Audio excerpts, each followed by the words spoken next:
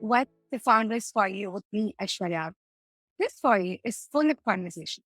The space where creators, founders, and builders can look for all the concepts to grow their ideas into products. User experience is a huge part of ideating, building, and shipping products.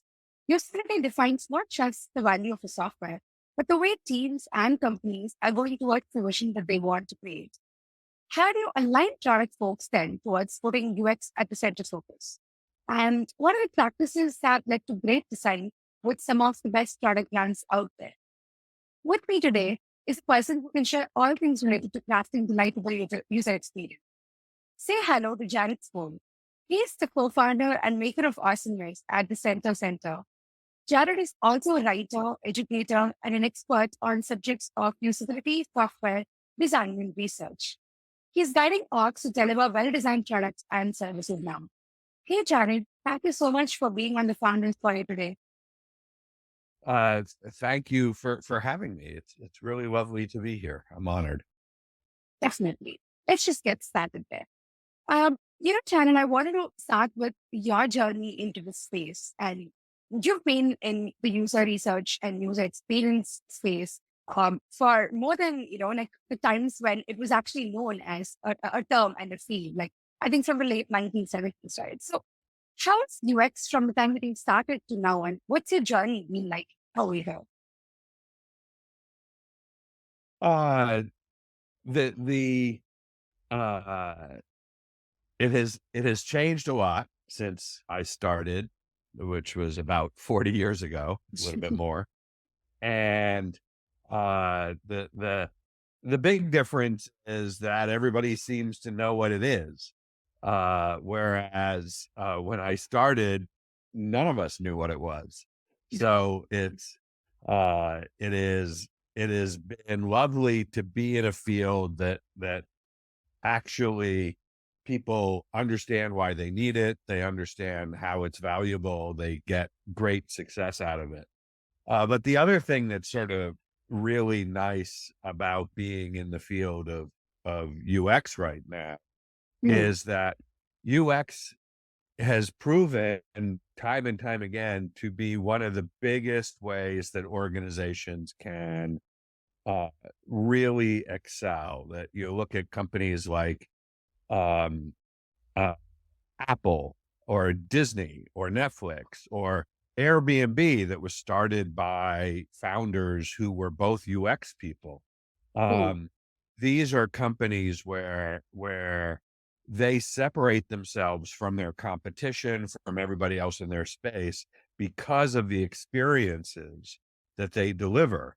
People, that's what people talk about. That's how people decide to spend more money on their products than on somebody else's products. It's very much all about the experiences.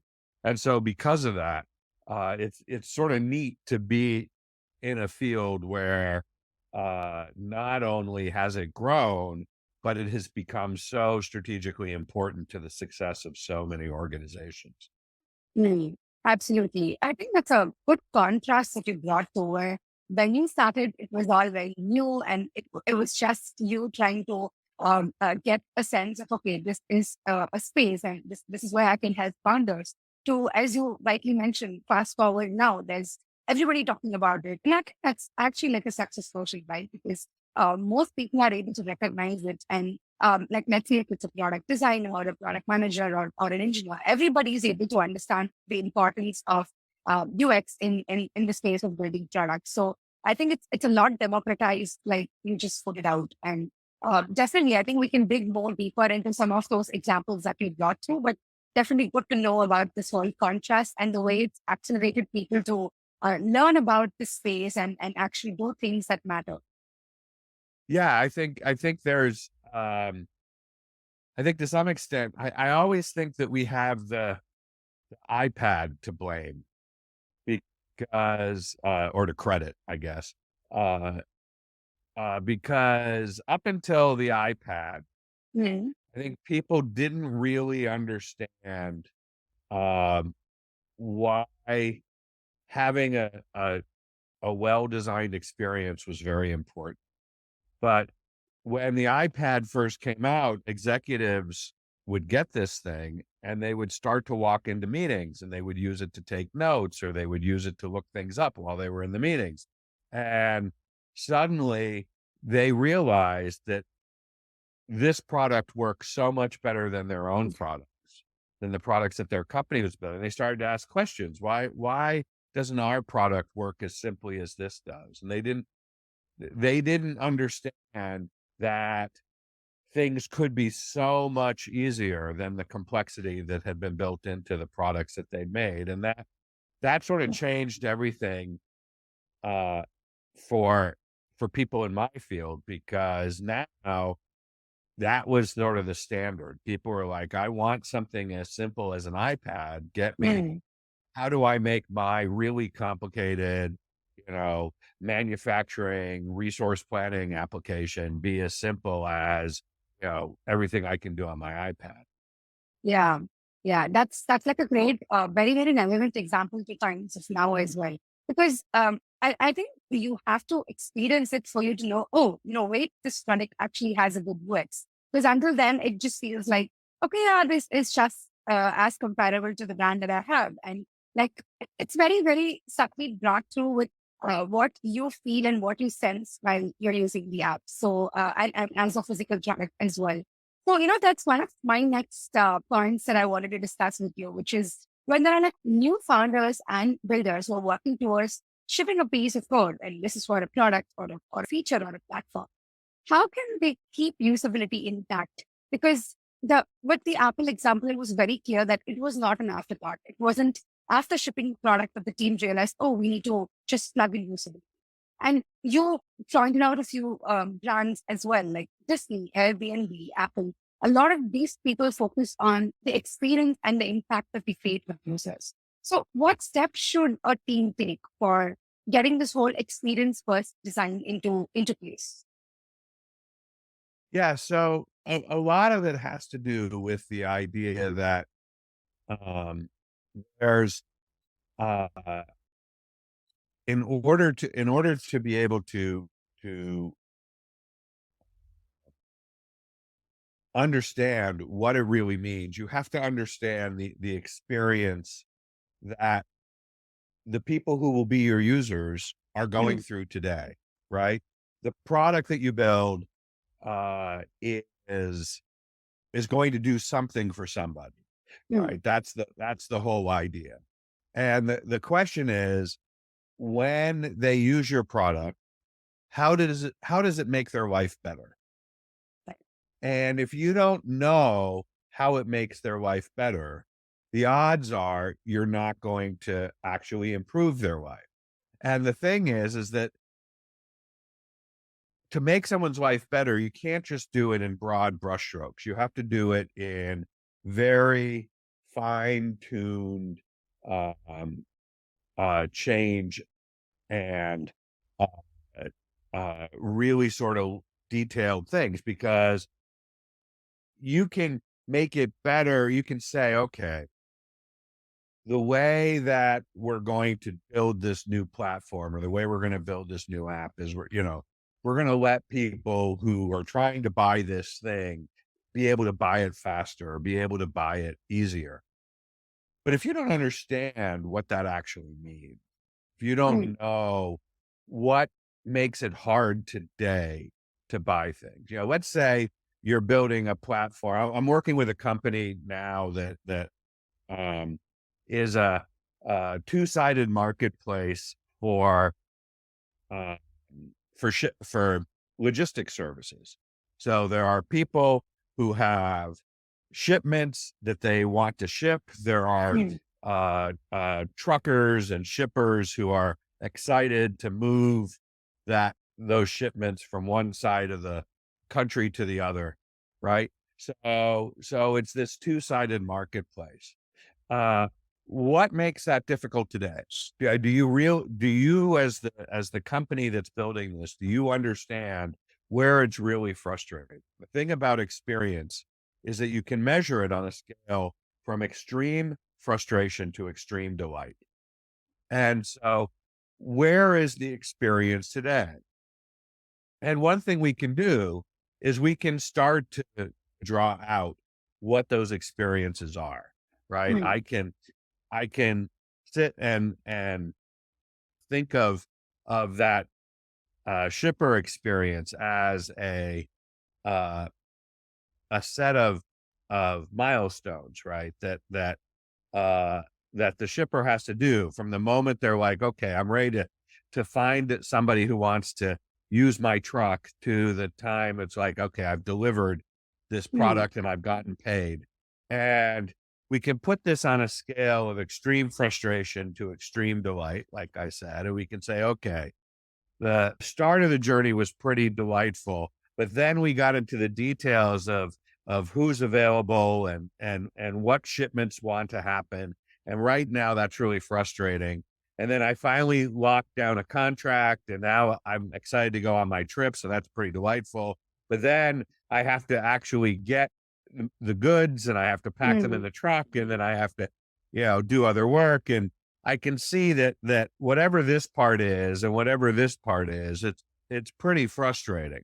Yeah. And so I talk to someone who drives a truck and I see what these patterns are. And then I talk to another person who drives a truck and I see that, you know what, they seem to have problems in this space too. Not exactly the same, but Mm. similar problems. And I keep talking to folks and I find that there's a lot of people who have problems in this area and a lot of people who have problems in this area.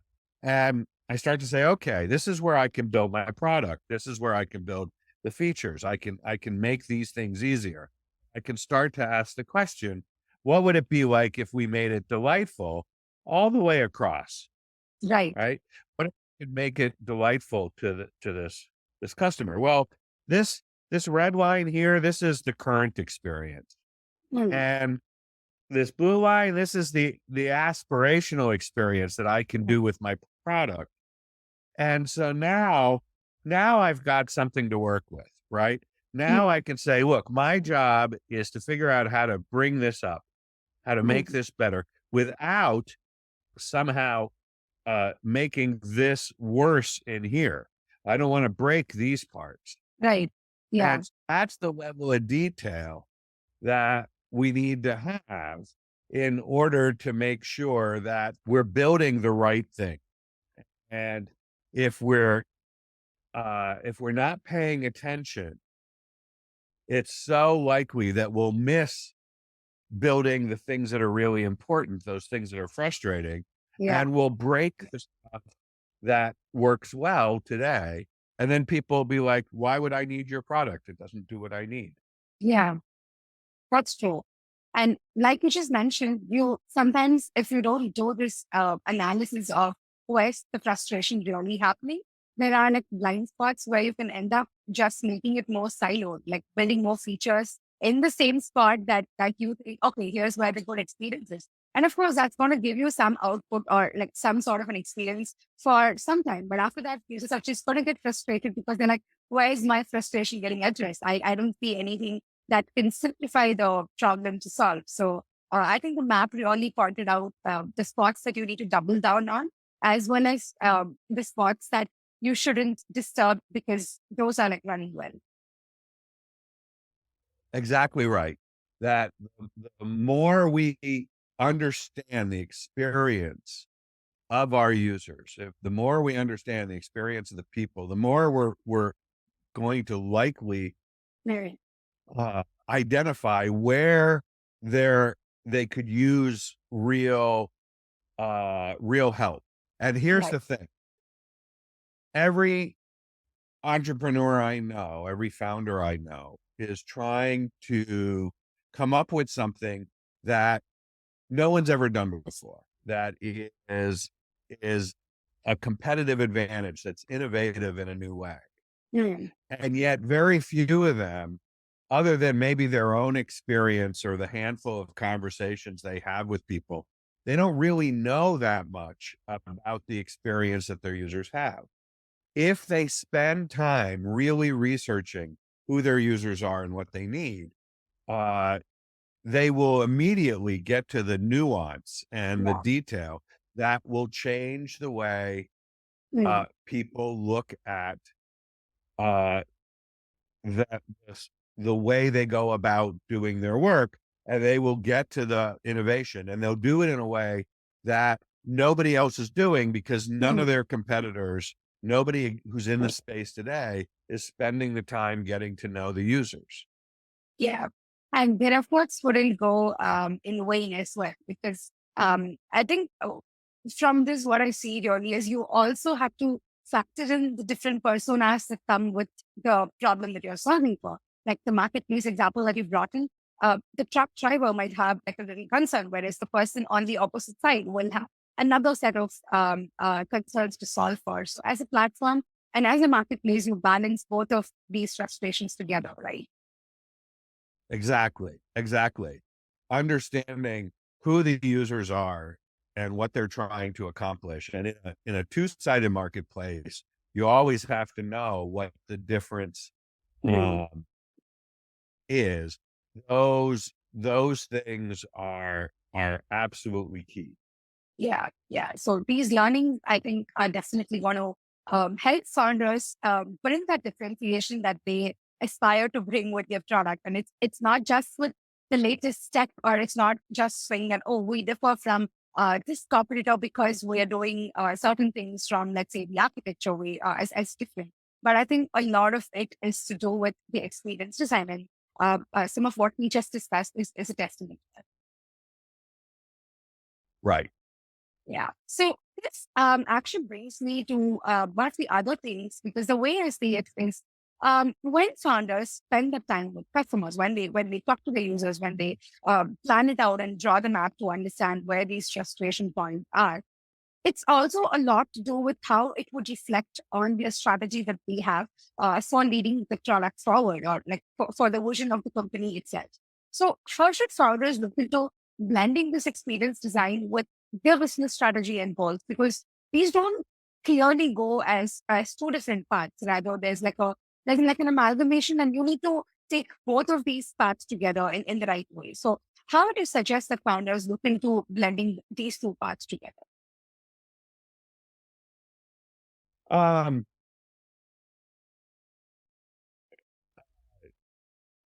I think that the best way to think about it is to really really try to look at uh, how you start with the, uh, that question for Mm, the user, right? How do you start with this idea that how are we going to improve what the user wants? You know, how are we going to improve the user's life? And then from there, what we want to do is look at what the business needs. And if we've, for instance, we're focused on what the business needs, um, but we're not taking into account what the users need, it's not going to work. So we have to start by looking directly at uh, what's going to make the user delight. And mm, by focusing on what delights the user, then we can ask, how can we be profitable at that? How can we make money doing that? How can we grow a business that needs this? And it's not really two separate parts. They're two sides of the same coin. I don't know mm. if I'm making sense here. Does that help, or did I miss something? No, I think you definitely brought the importance of saying that you should look at these two from different lenses, but from going towards the same direction, you try to keep both these lenses tuned together.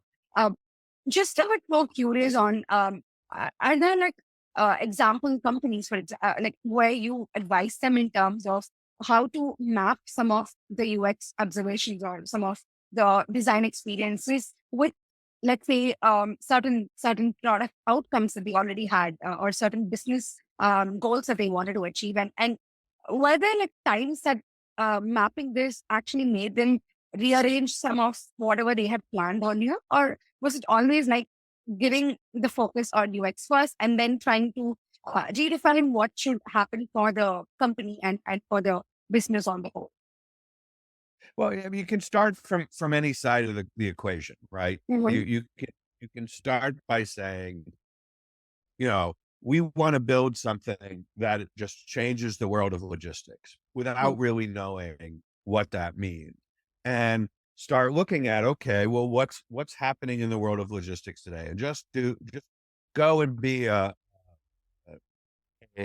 fly on the wall and spend time, riding along with truckers, learning about how that's done, looking at the middle people who negotiate mm, the contracts, going and sitting with the people who are trying to get their products from one side of the world to another, and uh, and just trying to become an expert in who they are and what they're trying to do. So that's one approach.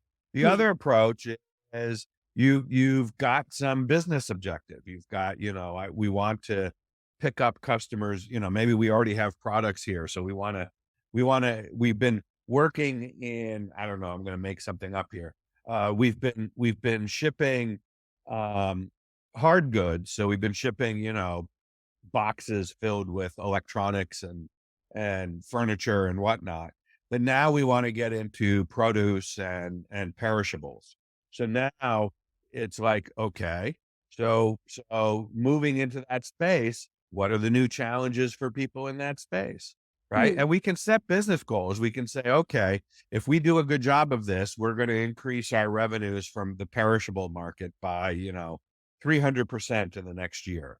Okay, that's excellent. So, but what's the question is, if we do a good job on this, how do we improve the life of the shipper? How do we improve the life mm, of a truck driver? How do we improve the life of the customer who gets the fruits and vegetables, or the retail outlet, right? What, where are they feeling difficulty? Where are they feeling problems? And mm, from there, we can start to look at what does it mean to um, what does it mean to really make their life better, so much better that they would pay a premium price mm. to get access to this.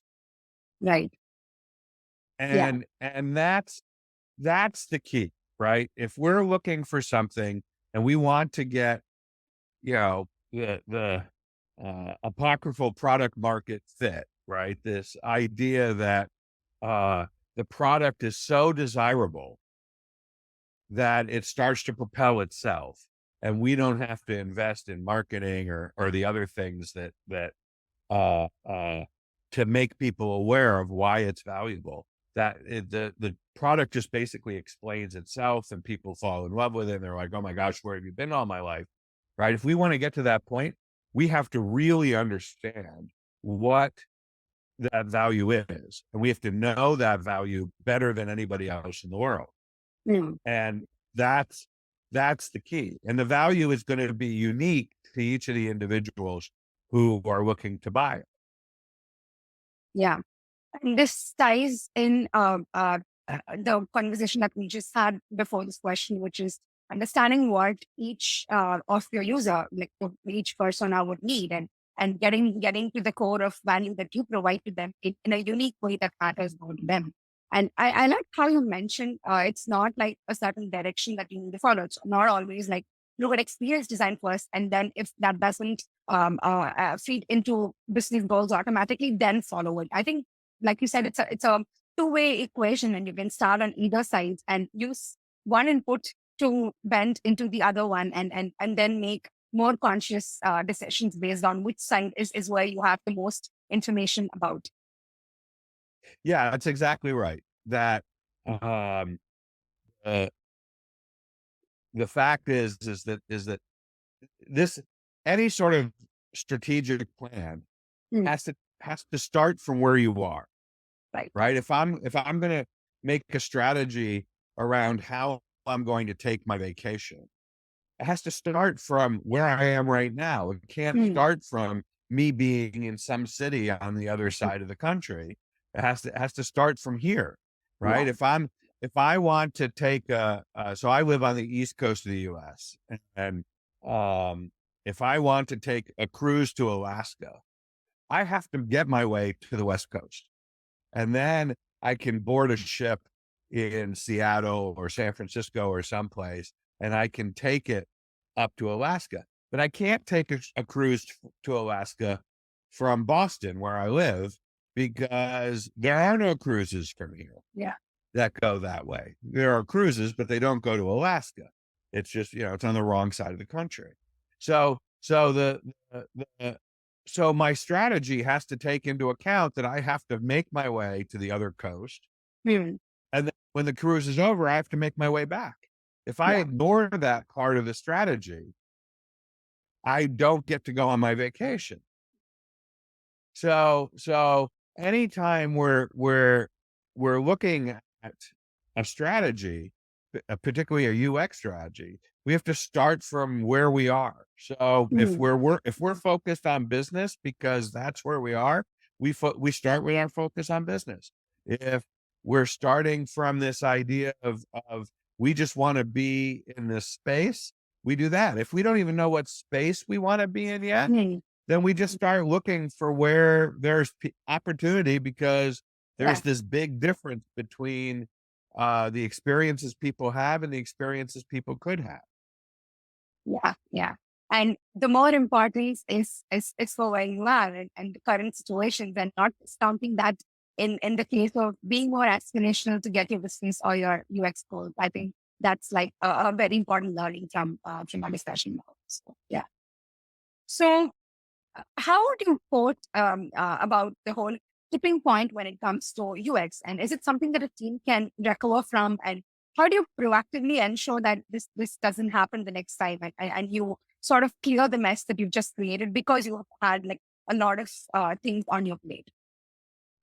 A tipping point is that it's a point where the organization has reached a level of maturity to take it to a level that it couldn't achieve before it got to that point. And so the idea of the UX tipping point that I've written about is this notion that um, before you hit the tipping point, uh, you'll you'll ship something that isn't well designed, Mm. because you, for whatever reason, you think, customers will pay for it anyways, which may be true. If you're the only one in the space, they may want it.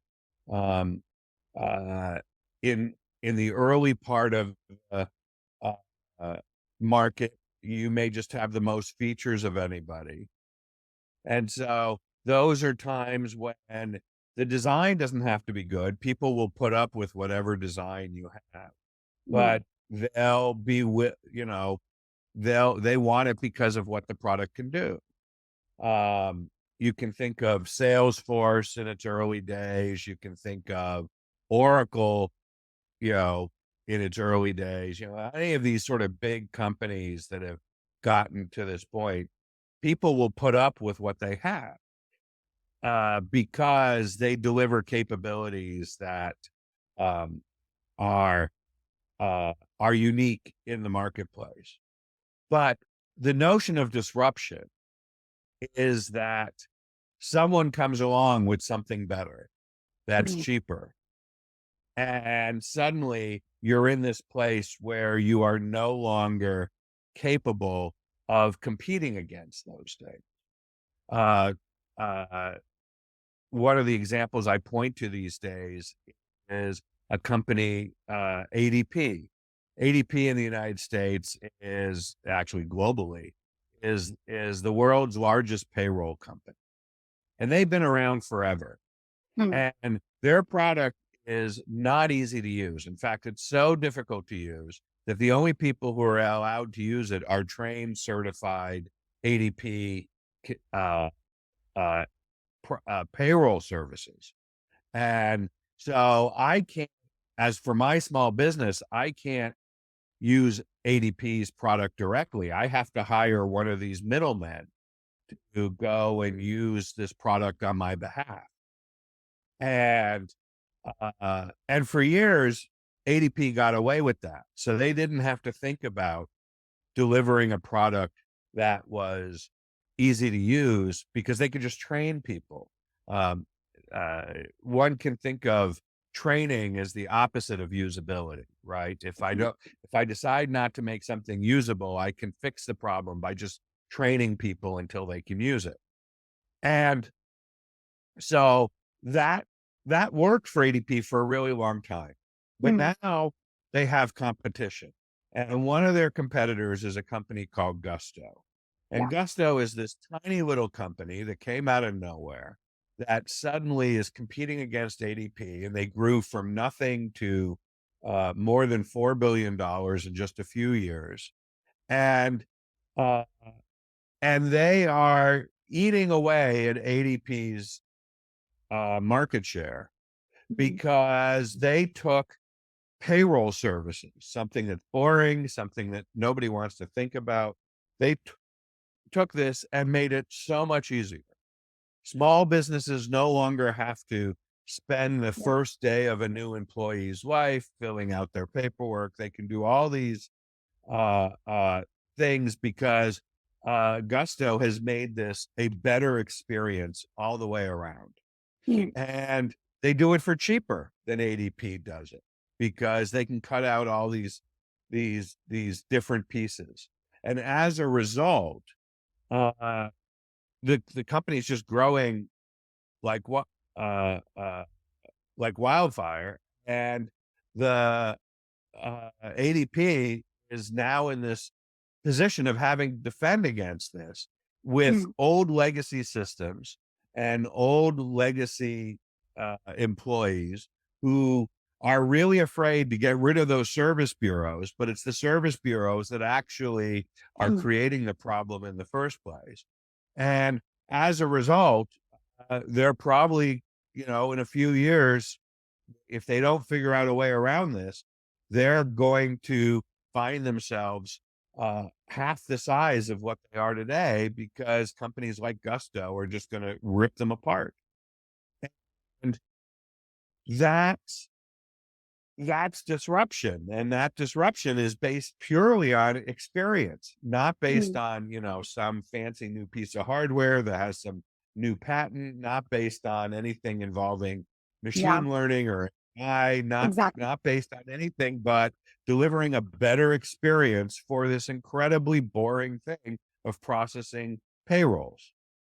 Yeah, yeah. And the very fact that you are solving for something that is incredibly hard and it's also very tedious to do out is the greatest difference you could make is in the way of using it, is to make it more like a very smooth process. And of course, like you just mentioned, for so many years ago, when a brand as big as ADP started, they wouldn't have probably looked into experience as one of the differentiators back then, because it was more about, hey, we are the first to get some of these things out for you, and here's where the product comes. But it clearly shows that your own, I mean, the things that you thought as differentiators yourself, things that you built yourself, is sort of turning against you. And that's like the magic of what user experience can do. It's like making you feel, okay, I thought I was building something cool, but look at this. This is actually like a piece of thing that's turning against me in terms of getting my brand up and going with the times to come. So yeah, it's very ironically true, but yeah, definitely like great examples to understand the difference. Yeah, yeah. It really is about the understanding the experience that people have. And Yeah, Gusto did a really good job of focusing in on what is it like for a small or medium-sized business owner yeah, to switch their payroll over, to add new employees, to uh, open up offices in new states. All of those things make a um, mm, uh, are a lot of work uh, without helping the sort of core function of the business, right? I run a yeah, small business. We have a dozen employees, and you know, learning how to do payroll is not helping me serve my customers. But I have to learn how to do payroll in order to have my employees serve my customers. Yeah. So it's sort of this extra thing that doesn't really benefit my my business, but I'm willing to pay for a better experience to make it take less of my time. And that's really the key piece of Hmm, hmm. And more and more users are willing to pay for the experience that they get. I think somewhere this connects to what we just discussed about the business outcome. And more you see users getting satisfied with the experience that they get. They're willing to pay for that experience, and which in turn maps with what the founders think as making the whole experience as a monetization thing as well. Absolutely. I mean, this is experience is the core of luxury, right? Yeah. Any sort of luxury good delivers a better experience than its commodity counterpart.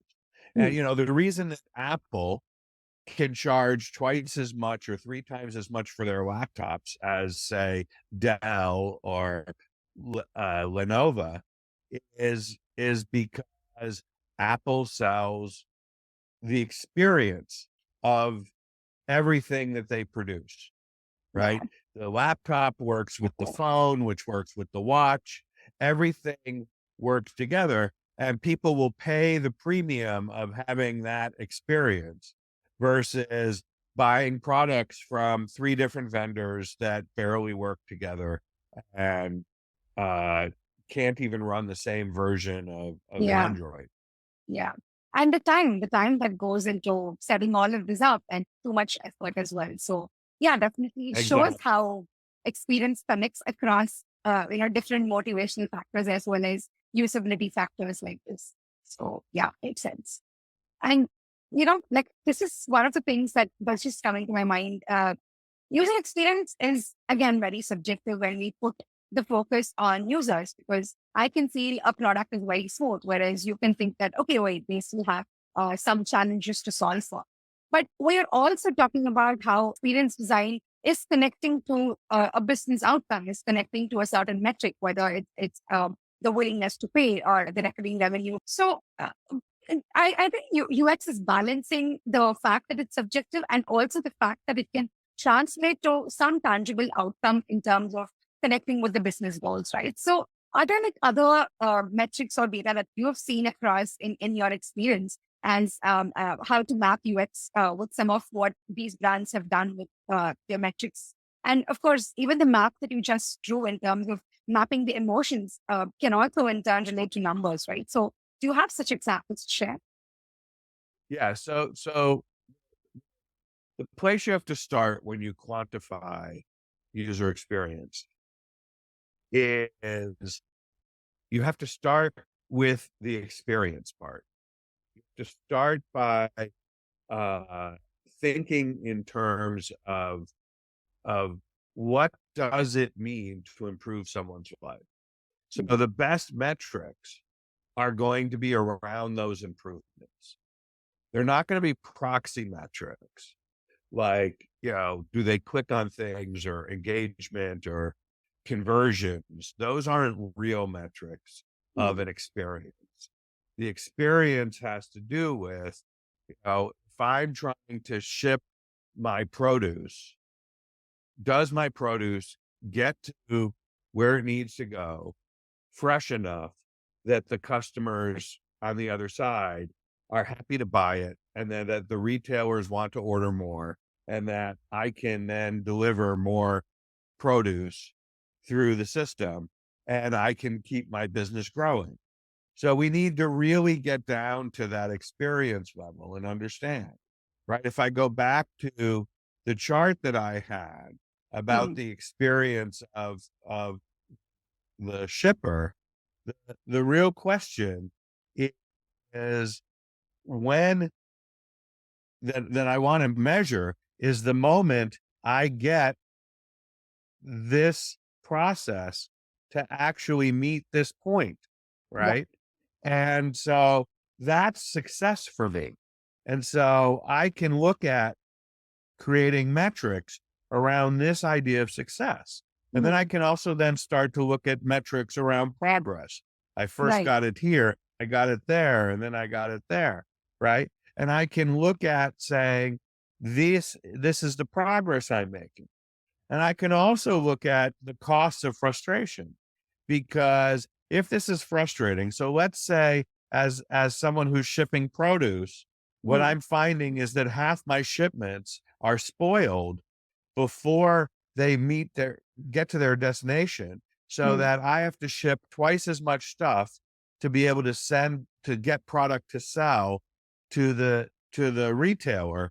Well, now I can calculate the cost of that frustration, which is, half my cost of the product.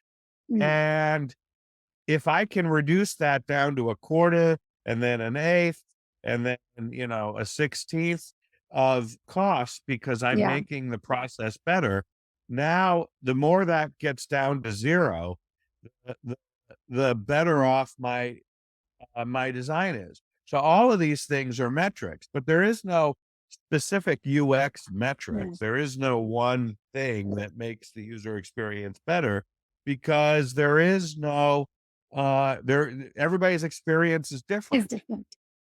Yeah. So so we have to look at the experience. If the experience of the person who's trying to ship produce across the country is a certain way, we can look at what makes them frustrated, and we can get to a point where that frustration is is minimized, and Mm. we can calculate metrics based on all of that. And that will translate into more people buying from me, more revenue going up. All of that will happen because I've delivered a better experience. Yeah.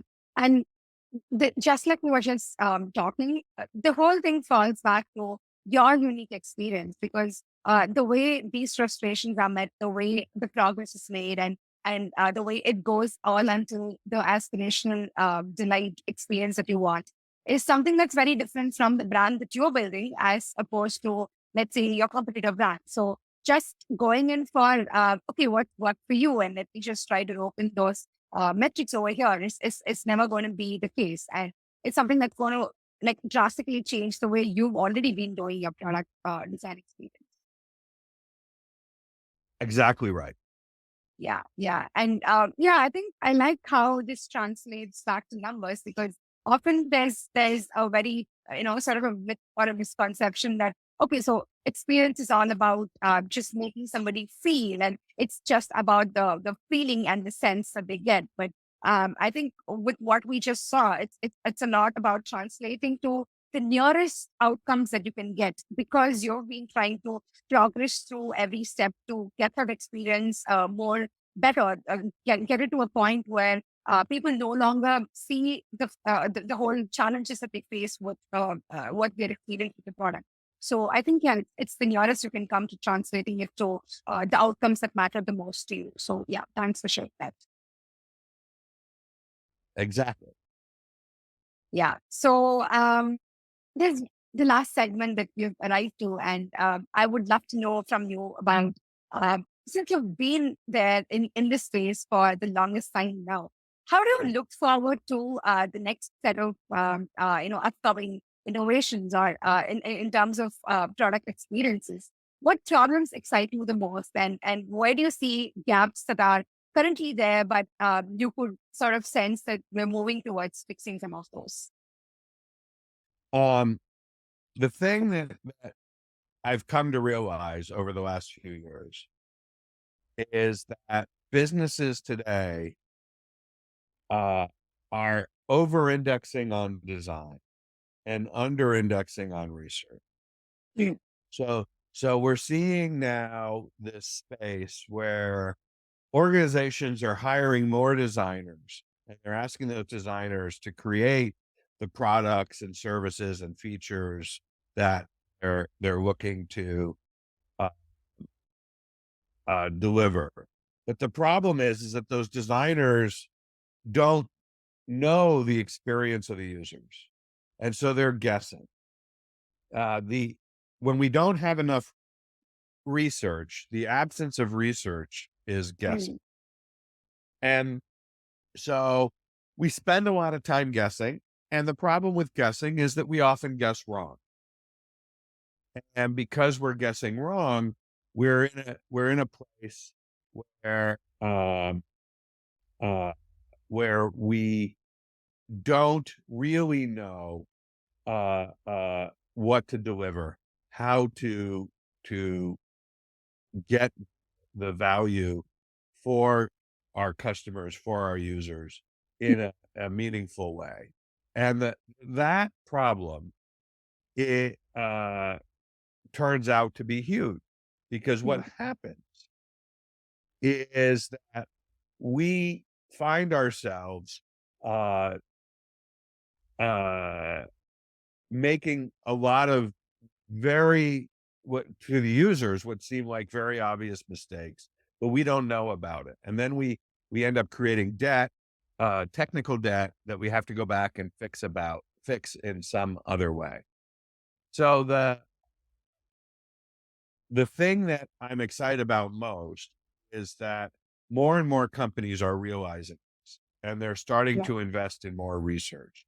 And they're starting to invest in research earlier in their process, research that informs what the roadmap should be, research that informs big decisions like what Mhm. new markets to go into.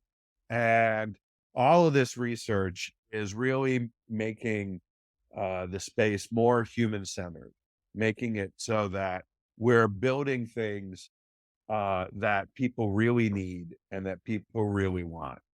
And then on top of that, there's a lot of work that's being done that's really important around making sure that we're not just doing something because we can, but we're doing something Yeah. because it's the right thing to do. And uh, so there's sort of a second question that we can ask, in addition to the question of if we do a good job, how do we improve someone's life? We Mhm. want to ask the question, if we do a good job, how might we harm somebody's life? And by focusing on that question too, I think that there's some real opportunities for organizations to not just be producing products that are great for people, but Mhm. producing products that are great for the world in general, that actually uh, raise everybody up instead of having to keep some people down in order Mhm. to make things work for others. And that I think is really the biggest opportunity that we have. Yeah, getting it more humane centric and not just putting out a product for the sake that it's great or it's the best way to use, but also ensuring that it doesn't harm anyone. It doesn't take somebody into a very different route that you had an intent. So I think we've seen enough examples in the past about how whether it's social media or whether it's any other tool that had like psychological impacts with people. And it's something that, of course, the products and the teams wouldn't have intended to, but it played out in a way that really didn't go well in the sense of planning. So I think, yeah, this thought definitely makes more sense for the years to come because now it reminds me like how users are also very conscious. Like we as consumers ourselves, we are very conscious in terms of uh, taking decisions on what works for us and what is something that really matters to us now. So like we draw the line and say, even though this is a great product, I see this causing ABC. So I would rather refrain from picking this up right now. So it's exciting times because users have more information. And like you said, companies are also trying to do their research and discover and get more accurate details right. So it's definitely exciting to see how both of these would pan out. Yeah, yeah. I think we're at a place now where we can't just do things anymore just because they seem cool. We Yeah. have to start asking ourselves, you know, does someone get harmed here? And if so, how? And how do we make sure that our designs don't do that? Yeah. Absolutely. Yeah, totally. Awesome. Thank you so much, Jared.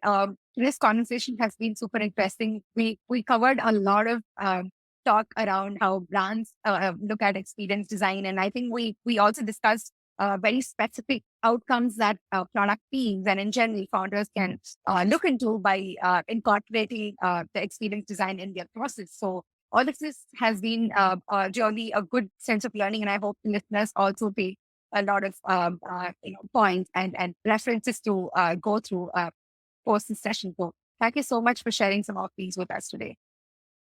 Oh, well, thank you for asking these great questions. Um, if people are interested, we have a community that's free that people can join that answers a lot of the questions about UX strategy. You can just Google, it's called Leaders of Awesomeness, and Okay. you can, and Yeah. that's I'll what put it we up talk in my about. show notes. Oh, good. Excellent. That would be perfect. Yeah, We'd love to have folks, and when people join, they should send me a message and them let me know that you heard about it here. I'd love to for know sure. that this is this episode was what got you to join. For sure. Yeah. Yeah. I would definitely link it on my show notes. Looking forward to more folks joining the community and trying to be useful. So, yeah. That's Thanks, Jared. perfect. Thank you.